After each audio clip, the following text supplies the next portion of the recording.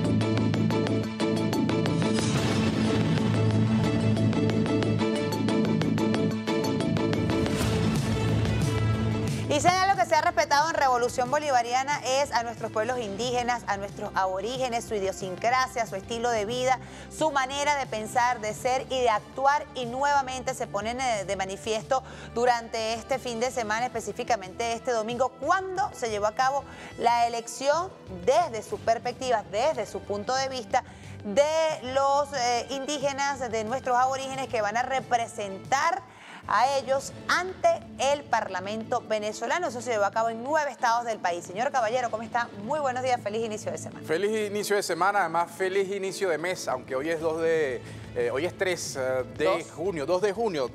Hoy es 2.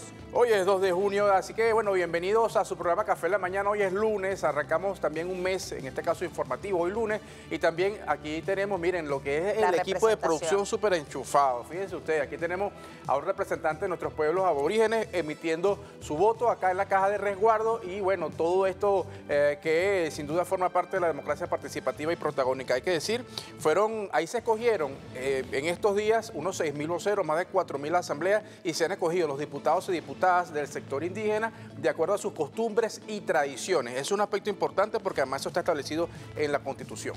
Esta imagen que nosotros vemos aquí se replicó durante todo el día de ayer. Nuestros indígenas con su vestimenta, con su idiosincrasia, bueno, y vemos las imágenes de fondo que también hablan de esto y lo que fue la participación en 9 estados, porque en 9 estados del país, señor Caballero, hay costumbres, hay asentamientos indígenas, y ellos hicieron lo propio. Ellos, como tú bien lo has dicho, ellos hacen asambleas internas, escogen, designan, proponen y posteriormente van a su proceso electoral para que dentro de la Asamblea Nacional exista una representación, pero participativa y protagónica. Antes simplemente era representativa. Bueno, ni siquiera había antes la representación indígena, ¿no? Simplemente había representación en el resto, o todos eran escogidos por igual. Ahora, gracias a la Revolución Bolivariana, y como usted bien lo ha dicho, está dentro de nuestra Constitución, existe una participación activa y protagónica, y se evidenció el día de ayer. Así es, vamos a revisar. Antes se votaba por todo el estado, pero no había una representación como tal. Ahora existe, y es importante porque ellos elevan todas sus propuestas, todas sus necesidades y sus planteamientos. Vamos a revisar una publicación que ha hecho el jefe de Estado en su cuenta en Instagram, que da cuenta, valga la expresión, de lo que ha sido este proceso. Dice así: celebro que nuestros pueblos originarios, con el apoyo irrestricto del poder electoral, respetando sus métodos y formatos, este domingo 1 de junio se hayan movilizado de manera masiva y efusiva en el oriente, occidente, los Andes y llanos para elegir a los diputados o diputadas que conformarán la Asamblea Nacional. 3 legisladores más.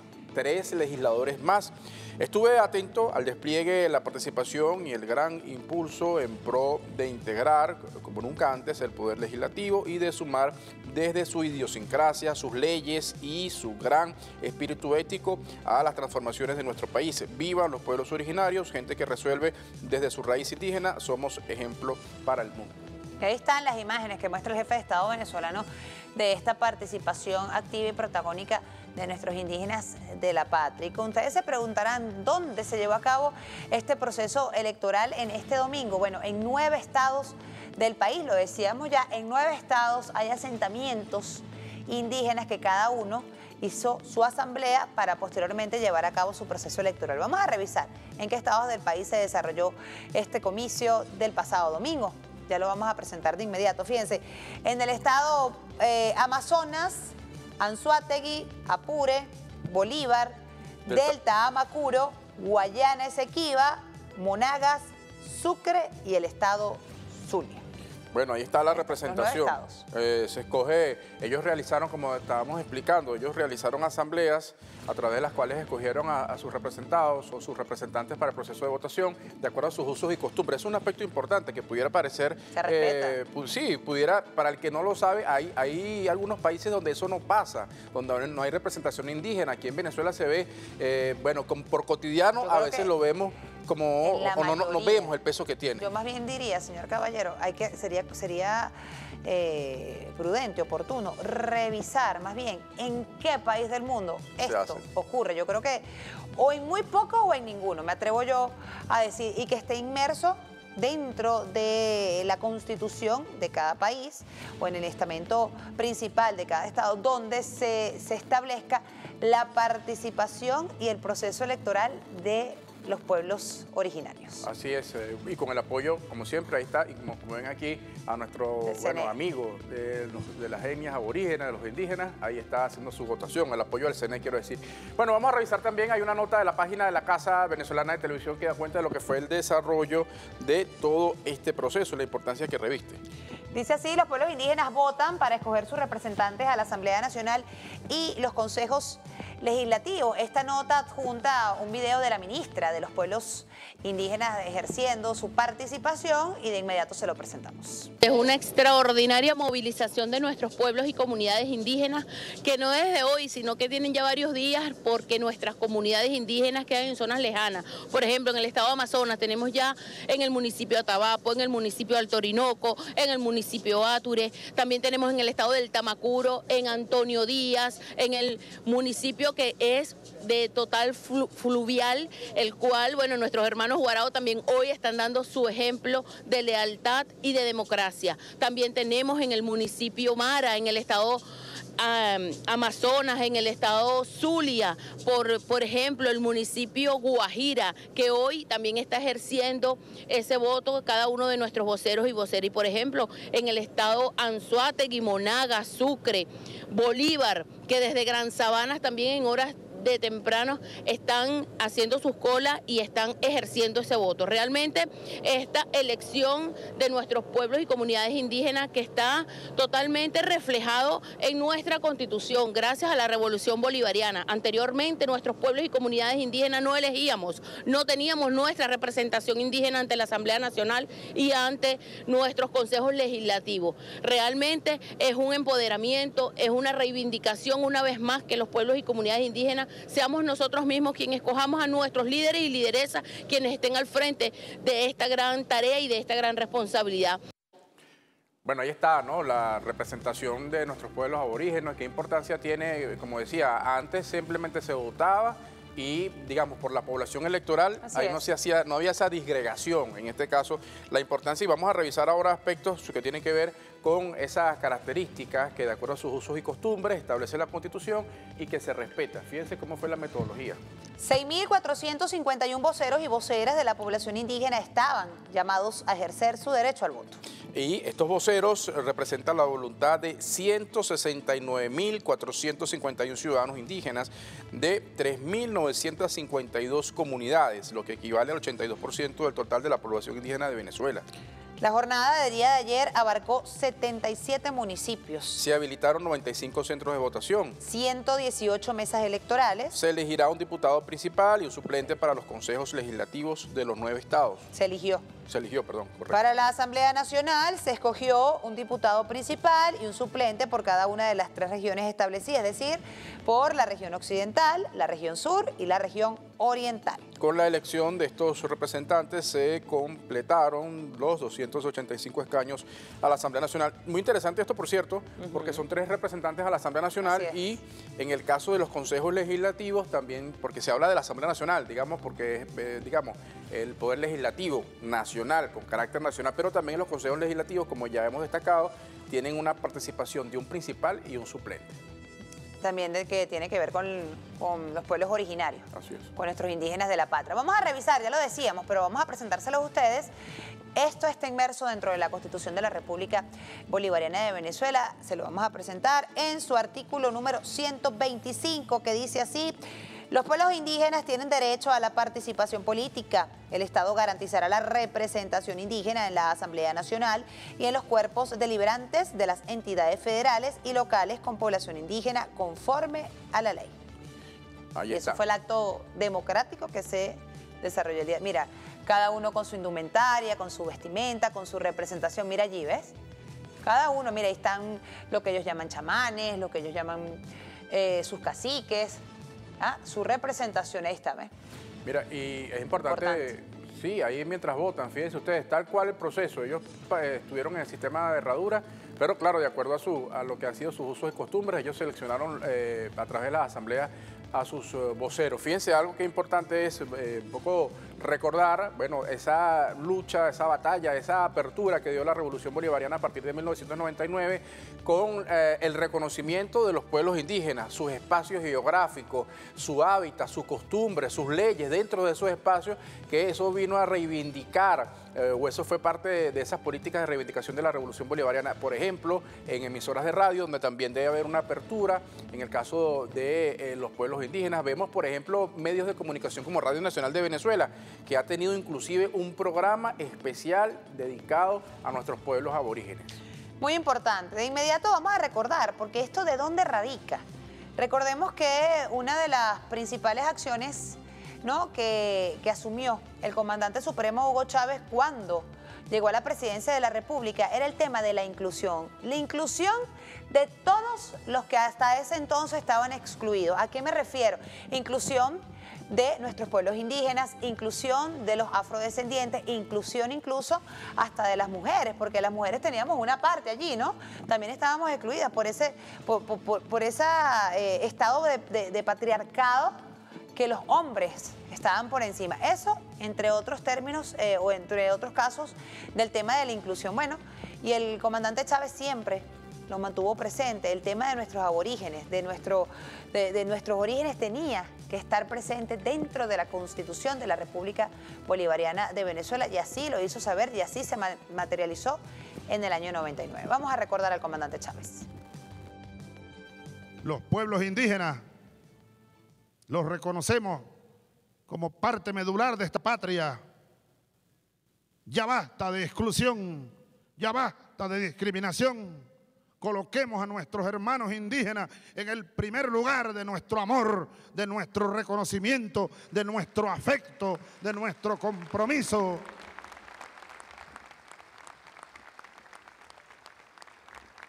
Queda mucho por hacer todavía. Ellos son sobrevivientes de la masacre, del genocidio que la Europa, la civilizada Europa, entre comillas, cometió aquí. Hay que recordarlo. Después hubo una sesión en el Panteón Nacional, también histórica, nuestros cadetes con los guerreros indígenas. Bueno, yo viendo todo aquello, le dije a mi hija, María, mira cómo en 10 años hemos pulverizado aquí en Venezuela aquel viejo, fabricado concepto de que había que celebrar un fulano descubrimiento de América. ¿Cuál descubrimiento de América? Habría que celebrar ningún 12 de octubre. Yo recuerdo, siendo cadete de Azul, que cada 12 de octubre nos llevaban a la Plaza Venezuela. Allá había una estatua de Colón. y nos ponían a desfilar, a rendirle honores a Colón. Colón fue el jefe de una invasión.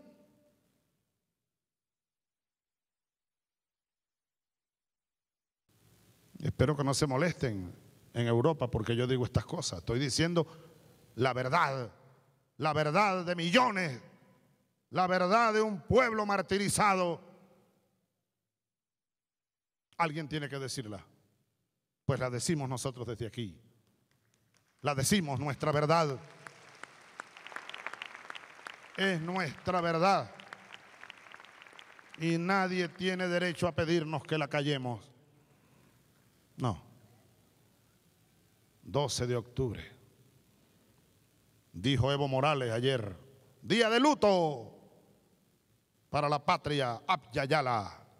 Ustedes saben, muchachos, eso está registrado y los mismos invasores lo registraron. Cuando llegaron aquí los europeos, aquel siglo XVI, finales del siglo XV, se estimaron cerca de 90 millones de aborígenes en estas tierras, desde la Norteamérica hasta la Patagonia. Pongan cuidado las cifras, yo siempre insisto en esto, porque la matemática es eso, la matemática. Sin la matemática no se entiende nada, nada del mundo. 200 años después, el año 1700, quedaban en este continente, de aquellos 90 millones, quedaban 3 o 4 millones de habitantes. ¿Y el resto dónde se fue? El resto fue masacrado, exterminado. Y como sabemos, trajeron aquellos españoles, aquellos portugueses, aquellos ingleses de la colonia, aquellos barcos llenos de negros de África y de negras, hermanos nuestros, hermanas nuestras del martirio. Por eso decimos que África es madre también, como madre es la América India, madre nuestra, madre sufrida, madre dolorosa. Bueno, así es, bien, entonces escuchábamos al comandante Chávez tan anecdótico en aquel año 2009 recordando, ¿no?, lo que fue esa masacre que se vivió producto de esa pretensión del Imperio Español de apropiarse, de adueñarse de nuestro territorio. Bueno, así lo logró durante 300 años. Estuvieron aquí o fuimos invadidos por el Imperio Español. Y hablando justamente de esos momentos históricos que vale la pena recordarlos, ¿no? Porque de anécdota, pero también de mucha reflexión política, ¿no? Sobre todo por los tiempos que están corriendo. Recordamos esa batalla de Maracapaná, que destacó y el equipo de producción ha preparado algunos puntos. La batalla de Maracapaná es uno de los acontecimientos más antiguos dentro de la lucha por la independencia de Venezuela. Los historiadores ubican esta batalla entre los años de 1567 y 1568 y fue un importante encuentro entre los conquistadores españoles y sus aliados indígenas y la coalición patriota de la tribu Caribe, liderada por Guaycaipuro y comandada por el cacique Tiuna, que tuvo lugar en los alrededores de lo que ahora se conoce como Catia, específicamente en el área hoy denominada como Parque del Oeste. ¿Qué queremos resaltar aquí, señor caballero, de este hecho? Que los españoles, en su afán colonizador, manipularon y lograron convencer a algunos indígenas de que sus intenciones eran buenas y que Guaycaipuro era un dictador y debían derrotarlo. Esta treta terminó con la derrota de Guaycaipuro y produjo 300 años de coloniaje español en nuestras tierras, dejando como gran lección al pueblo que la unión era la única arma segura frente a los ataques de los extranjeros. Cualquier parecido con la pretensión que se quiera hacer hoy por hoy en nuestra realidad es pura coincidencia. Así es. ¿Ve? Hay que estar claro. Y por eso es que el comandante Chávez era tan enfático en decir que era necesario, se hace necesario, inminente, es condición sine qua non, uno poder conocer la historia, poder conocer el pasado, porque a veces mucha gente, ¿por qué se habla tanto del pasado? ¿Por qué se habla tanto del pasado? No, es necesario conocer el pasado para saber qué está pasando en el presente y poder transformar el futuro. Cuando uno ve esta historia, por ejemplo, esta situación que ocurrió, esta batalla de Maracapana, uno dice, caramba, señor Caballero, esto ocurrió, esto fue una realidad. Vinieron los españoles, se aliaron o convencieron, manipularon a unos indígenas, a un grupo de indígenas que de manera incauta cayeron y creyeron en ellos e hicieron creer que el indio Guaycaipuro, que el cacique Guaycaipuro era el dictador. Se lo hicieron creer a nuestros indígenas, a un grupo de nuestros indígenas, para lograr sus objetivos. Cuando uno se pone a analizar lo que está pasando actualmente, que hay un grupo de la derecha radical que con su discurso, con su verborrea, con sus mentiras repetidas, le hacen creer a un grupo, a un sector de nuestro país, que existe una verdad en Venezuela que no es real. Entonces, más o menos por allí va la cosa. Eso se hace necesario, y reitero lo que decía el comandante Chávez, se hace necesario conocer la historia, conocer el pasado, para vivir el presente y transformar y trabajar en función al futuro. Mira, importante este tema, ¿no? Ahí ven lo que fue sido la participación. También hay que comentar a la par de lo que fue esta jornada sin duda histórica importante, de la que ya hemos hecho referencia, el tema indígena, de lo que es la votación para la Asamblea Nacional. Este fin de semana, el día sábado, antes de la pausa hay que comentarlo, sí, hay que comentarlo, es muy importante, una movilización, bueno, importante, no solamente en la ciudad capital, sino en cada región del país se movilizó el pueblo venezolano para justamente ratificar, destacar, celebrar una victoria amplísima, contundente de las fuerzas revolucionarias que lograron alcanzar 23 de las 24 gobernaciones, incluyendo por primera vez la Guayana Esequiba, una victoria amplia también en la Asamblea Nacional, sin duda aspectos a destacar, importante, el clima de paz que vive nuestro país también fue celebrado, y bueno, esa hoja de ruta que sin duda sigue avanzando, de profundización de la democracia, de un pueblo venezolano que también va a acompañar al jefe de Estado en esta propuesta de reforma constitucional que está prevista para el año 2026, de acuerdo a lo que ha planteado el jefe de Estado. El mayor triunfador de todo esto ha sido la paz. La paz, y se evidencia y se vive en las calles, no solamente de Caracas, sino en el interior del país. Se vive, se respira y se siente sí, la paz en nuestro país, y esa es la paz que no podemos dejar que nada ni nadie nos las arrebate por intereses personales. Así es. Mira, 11:26 minutos de la mañana. Nos corresponde establecer nuestra primera pausa aquí en su programa Café en la Mañana. Mire, ya estamos en el mes 6, señor Caballero, ya se fue el primer semestre del año 2025, ya arranca este segundo semestre del año 2025, sin duda alguna con muchos retos, con muchos desafíos, con muchas cosas por hacer, por muchas cosas que materializar, que fueron previstas para este primer semestre de 2025. Bueno, se trabajaron en el 2025 y se materializan, en el primer semestre del 2025 y se materializan en el segundo semestre de este mismo año en nuestro país. Bueno, vamos a una pausa, señor Caballero, 11:26. No se aparte, quédese con nosotros que a la vuelta más información para todas y todos ustedes. Ya venimos.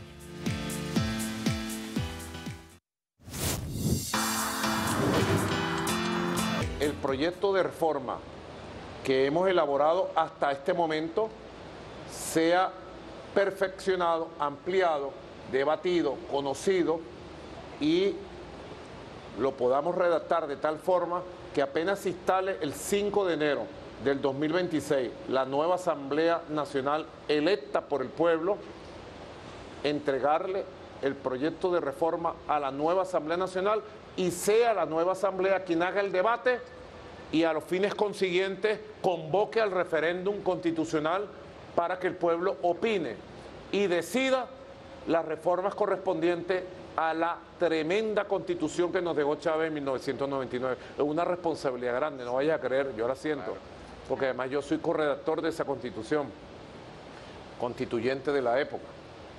La vida y Dios me ha permitido tener cosas y vivir cosas increíbles, impresionantes. Una de ellas fue el proceso constituyente del 99.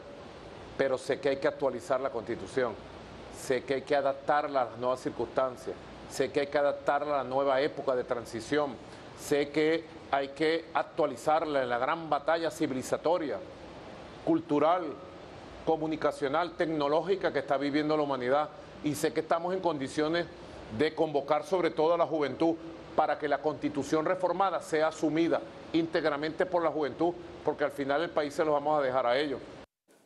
Y esto que dice el presidente de la República está inmerso en la Constitución de la República Bolivariana de Venezuela, que de inmediato vamos a darle lectura hablando de este tema de la reforma constitucional. Vamos a leerla de inmediato. Ahí está, dice así, artículo 343, la iniciativa de reforma constitucional será tramitada por la Asamblea Nacional en la forma siguiente. Ahí está.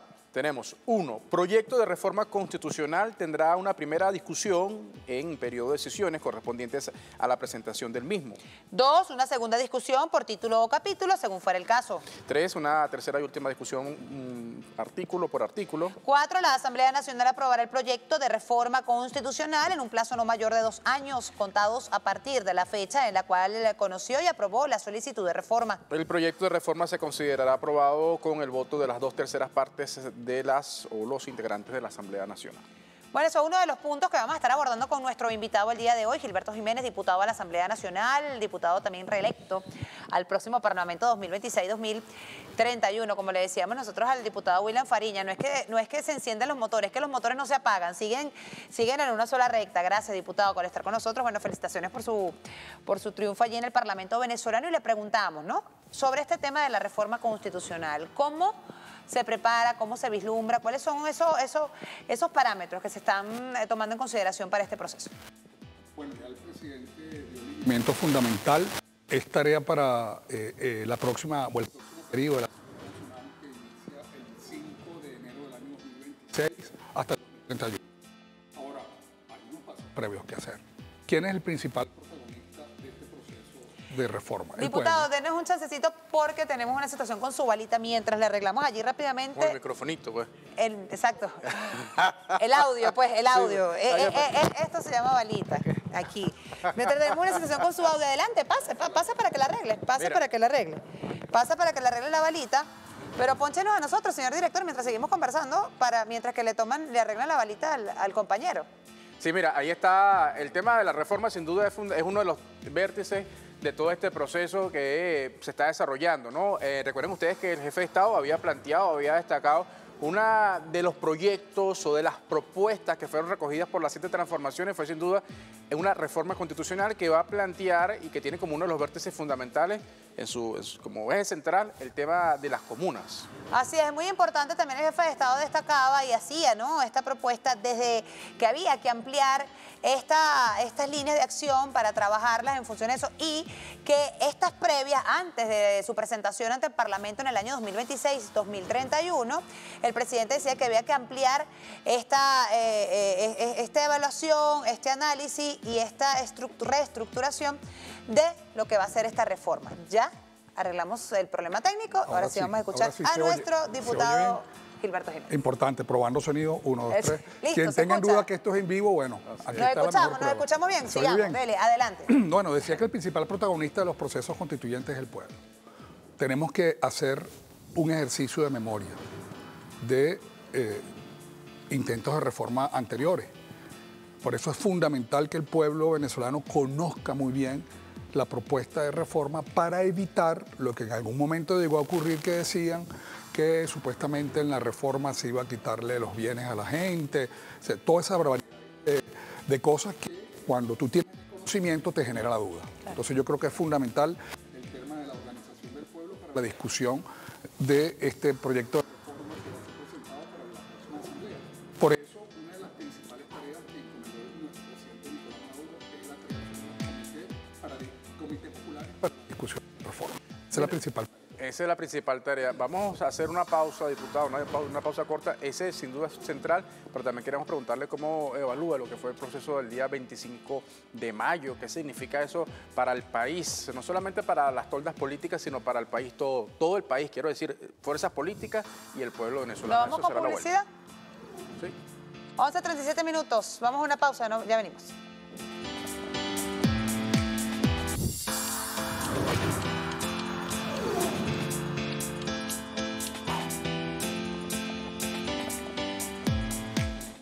Cada pase tiene su estrategia y cada jugada cuenta. La Vinotinto busca el gol y tú puedes ganar cada día con las soluciones integrales del Banco de Venezuela. BDAPP se la juega contigo, ya es pago móvil QR, paga tus servicios y resuelve 24/7 con la app más completa del país. Porque en el Banco de Venezuela, el gol lo haces tú. Bueno, por cierto, ahí está. La publicidad del Banco de Venezuela juega la Vinotinto este viernes contra su similar de Bolivia aquí en Maturín. ¿Tú vas a ir a Maturín? No. No. Lo veo por televisión. Bueno, sí, ya saben, si nos quieren regalar unos pasajes, eso es en la noche, creo yo, ¿verdad? Bueno, no importa. Si nos quieren obsequiar la ida a Maturín, yo me sacrifico. Déjame que no, yo lo disfruto con mis chamos, pero desde la casa. Nosotros somos muchos, somos 6. Mira, continuamos con el diputado Gilberto Jiménez, hablamos del tema de la reforma. Vamos a cerrar este punto que sin duda es importante para entrar en otros temas. El tema de la reforma, bueno, aquí veíamos justamente cómo es la metodología para la aprobación. Una aprobación que hace el seno de la Asamblea y luego va a referéndum. ¿Cuáles cree usted que serían esos puntos transversales, fundamentales de un proyecto de reforma? La modernización del Estado venezolano es uno de los puntos fundamentales. Generar las condiciones de la nueva Venezuela post-agresión o en medio de la agresión. Es decir, sin duda alguna hay algo que creo que todos podemos estar de acuerdo. Esta Venezuela no es la Venezuela de 1999. Sin duda alguna es una Venezuela con un rostro diferente, con una experiencia diferente y estamos obligados a adaptar. Y yo creo que ha sido el legado fundamental que nos dejó el comandante Chávez, la posibilidad de ir adaptando nuestra Constitución. Una Constitución no puede ser una camisa de fuerza para ningún país, sino debe tener esa capacidad de adaptarse a los nuevos tiempos y es lo que vamos nosotros a ejercer, ese mandamiento constitucional y hacerlo con el pueblo a través de los comités populares de discusión de la reforma constitucional. Diputado, hablando del tema electoral, el pasado domingo se llevó a cabo, el anterior se llevó a cabo la contienda electoral el 25 de mayo. Quisiera que nos diera su apreciación, su evaluación. Hubo una importante participación del pueblo venezolano. 23 de las 4 gobernaciones le quedaron al Gran Polo Patriótico, a la Revolución Bolivariana. Lo propio también ocurrió en el Parlamento venezolano, donde la gran mayoría, la inmensa mayoría, votó por el Gran Polo Patriótico. Entre esos usted fue uno de los electos. Quisiera que nos diera su visión en relación a este tema. Esta es la elección. Bueno, sí, efectivamente, el 25 y ayer también. Exacto. Acuérdense que en el marco del cronograma establecido por el Consejo Nacional Electoral, ayer le tocó a los pueblos indígenas, a los pueblos originarios, elegir sus representantes, ¿no? En 9 estados del país, que es donde hacen presencia nuestros pueblos originarios. Ahí se eligieron un principal y un suplente a los consejos legislativos de estos 9 estados, igualmente un principal y un suplente en las 3 regiones en la cual se divide, hablo de la Asamblea Nacional, ¿no? Que es la región oriental, occidental y sur. 3 estados, 3 estados y 3 estados. Bueno, fíjate, evidentemente, creo que lo primero que hay que decir, ¿no? Más allá, o sea, como tú lo mencionabas en tu presentación, hablar como venezolano, más que como dirigente político o como presidente de un partido. Sin duda alguna, quien salió victorioso de este proceso electoral fue Venezuela. ¿Por qué Venezuela? No es un eslogan, no es un cliché. Es que no podemos olvidar que días anteriores los cuerpos de seguridad del Estado desmantelaron un plan oscuro, tenebroso, nefasto de sembrar violencia a lo largo y ancho del territorio nacional. No es discurso, fue real. Mercenarios fueron privados de libertad.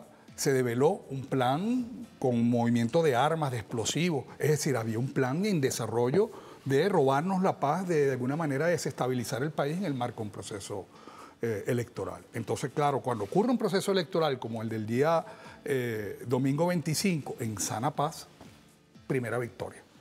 Se antepuso a la violencia la paz y la tranquilidad. Otra cosa que es importante, y esto lo digo, ¿no? Porque yo creo que la estupidez es gratis. Cada quien la agarra en la cantidad que quiera. Y hemos visto algunos voceros de la oposición que tratan de abrogarse la victoria de un proceso electoral atribuyéndose que, bueno, la abstención. Por eso digo que es gratuita, ¿no? Y a veces ellos abusan porque se la agarran toda para ellos. Primero hay que decir lo siguiente. Hay que ver el comportamiento electoral en los últimos procesos regionales y legislativos. La participación oscila entre el 35 y el 45%. ¿Cómo fue la participación de este proceso? Exactamente en el marco de esos porcentajes. Es decir, el comportamiento fue igual al de siempre. Pero vencimos. ¿Cuál es el elemento importante? Se venció un plan de agresión, la gente salió a votar y teníamos el mapa nacional de rojo en este caso. Creo que es fundamental el decir que se retomaron algunos espacios estratégicos para la seguridad nacional.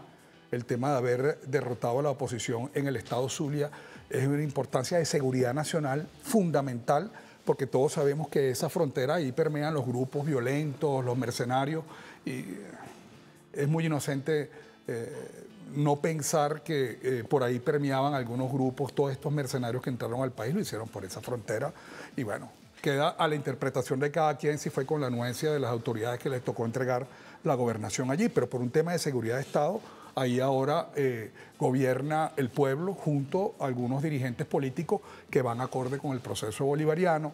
Otra cosa que yo creo que es importante señalar, cuando tú le das un voto de confianza a la revolución, es porque el pueblo está confiando en el proceso de transformación del Estado que estamos impulsando con el tema del Estado comunal. Vemos cómo los factores de la oposición desconocen al pueblo, desconocen la capacidad del pueblo de tomar decisiones, porque cuando tú oyes a esta oposición que se hace llamar democrática, cada vez que toman un micrófono en el marco de las discusiones en la Asamblea Nacional, lo primero que dicen es que las comunas no aparecen en la Constitución. O sea, bueno, hablando que la estupidez también es gratis, pues, pero por Dios, es el primer protagonista, la Constitución lo dice claramente, es una democracia protagónica, participativa, y el pueblo lo que está haciendo es asumiendo sus espacios. Nos toca a nosotros, al poder constituido, abrir esos espacios para darle más poder a la gente y que finalmente sea el pueblo que tome las decisiones en sus espacios geográficos, que sean los que administren los recursos.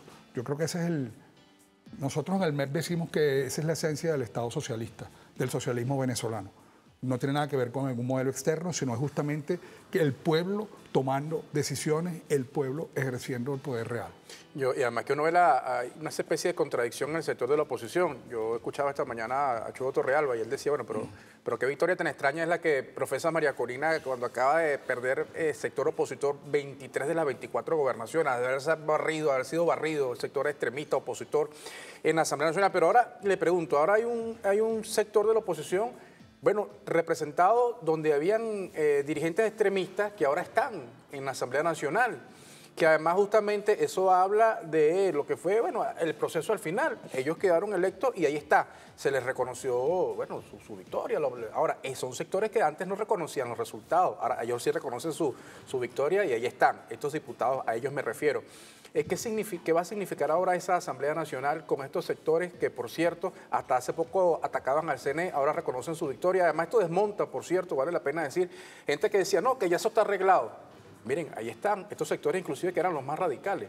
¿Qué lectura? Fíjate, cuando tú mencionas eso, a mí lo primero que se me viene a la mente son algunas imágenes de, por ejemplo, Capriles Radonsky brincando el muro de la Embajada de Cuba diciendo que él iba a revisarla a ver si estaba Diosdado Cabello allí, o aquella imagen de aquellos que aparece él entre otros dirigentes de aquel Primero Justicia pidiendo la renuncia de todos los dirigentes políticos del país, de los diferentes poderes, los representantes de los poderes públicos. Es decir, no es que ellos desconocen, es que ellos eran parte de un golpe de Estado.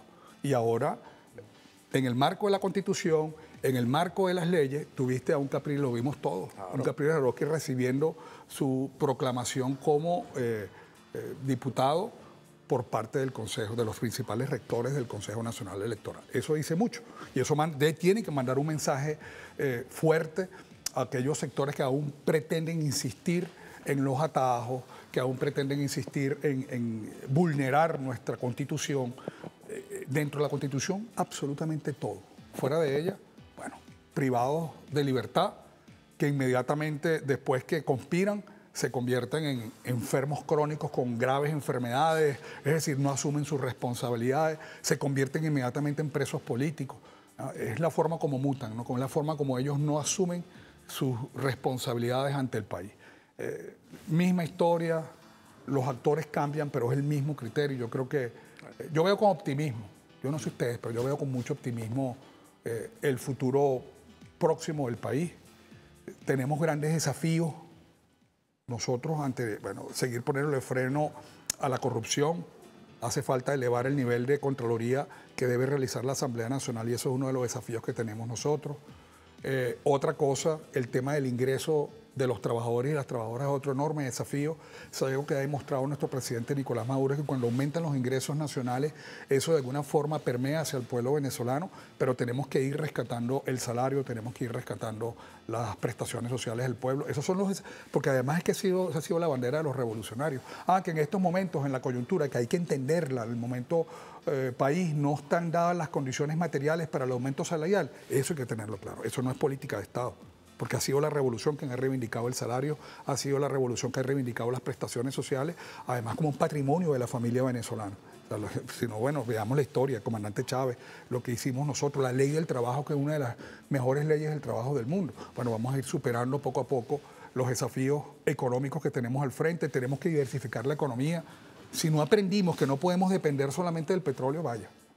Diputado, le pregunto, ¿ha sido el triunfo más abrumador que ha tenido la revolución bolivariana, tomando en cuanto a números me refiero, es decir, de 23 de 24 gobernaciones, un número importante de curules forma parte del gran pueblo patriótico? Esto es bastante positivo, tomando en consideración el tema de que el gran pueblo patriótico, la revolución bolivariana se consolida, pero a su vez es un gran reto, es un gran compromiso, es una gran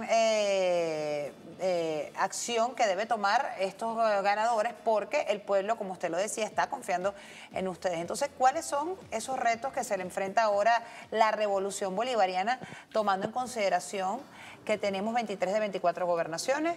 La cantidad, más del 80% de los curules del Parlamento venezolano son de la revolución bolivariana, y lo mismo pasa con los consejos legislativos. Yo creo que el primer mensaje que hay que enviarle al mundo entero es que aquellos que estaban apostando a que el chavismo estaba exterminado, ahí está el resultado contundente. Hay un reacomodo de las fuerzas revolucionarias, hay una luz de esperanza que se reaviva en el pueblo venezolano, y además, oigan, las condiciones país, las medidas coercitivas continúan. Ahí está Chevron, que si sí, que si no, que si sigue sacando petróleo, que si sí, que... Es decir, la agresión está en pleno desarrollo, se siguen persiguiendo a los venezolanos en los Estados Unidos, y no es casual que la Cancillería ha hecho ese llamado al pueblo venezolano de no viajar hacia los Estados Unidos por constituir un enorme peligro a la integridad física y emocional del pueblo venezolano. Es decir, la agresión está en pleno desarrollo. Ahora, nos estamos levantando, estamos neutralizándolo. Fíjate el desarrollo, un ejemplo. El desarrollo turístico en la isla La Tortuga, que tiene un enorme potencial. Ojalá no se trastoque ese espacio natural, pero eso nos dice de que el turismo sin duda alguna constituye una de esas aristas que va a generarle recursos adicionales al Estado venezolano. Hay países que viven solamente del turismo y que tienen tantos ingresos o más ingresos que nosotros por petróleo, nada más y nada menos que por el tema de turismo. Entonces eso es una señal de que Venezuela está volteando la mirada hacia otras áreas productivas para ir dependiendo cada día menos del petróleo. El tema de la dependencia tecnológica. 25 científicos venezolanos están yendo a formarse en China, hombres y mujeres de la ciencia, en el tema de inteligencia artificial. Es decir, aquí hay la capacidad, aquí hay el recurso humano, el talento humano necesario para nosotros hacernos cada día menos dependientes desde el punto de vista tecnológico de todo este sistema tecnológico internacional. El tema de la dependencia del sistema financiero, de la mano con los BRICS, de la mano con nuestros aliados estratégicos, también cada día vamos dependiendo menos del sistema financiero internacional. Por eso yo veo con mucho optimismo el futuro inmediato y el futuro más a largo plazo de nuestro país. Bueno, diputado Gilberto Jiménez, muchas gracias. Bien interesante estos comentarios, esta reflexión, este análisis, ¿no? Tomando en cuenta además que, no lo comentamos, pero hay que recordar que, está pendiente al menos allí en el papel el tema de los comicios también municipales, ¿no? De los 335 alcaldes, o creo que van a ser más, porque hay que tomar en cuenta la Guayana Esequiba y los consejos municipales, que no es poca cosa, es muy importante también. Bueno, nos despedimos, agradecidos como siempre por habernos acompañado. Gracias, diputado, por haber estado con nosotros. Mira, 11:55, nos despedimos, agradecidos como siempre por su sintonía, por habernos acompañado. La cita mañana, nuevamente 11 en punto, en otra entrega más de su programa Café en la Mañana, siempre con una sonrisa. ¿Cobra bien? Le va bien. Será hasta mañana. Pasen todos una feliz tarde. Chao.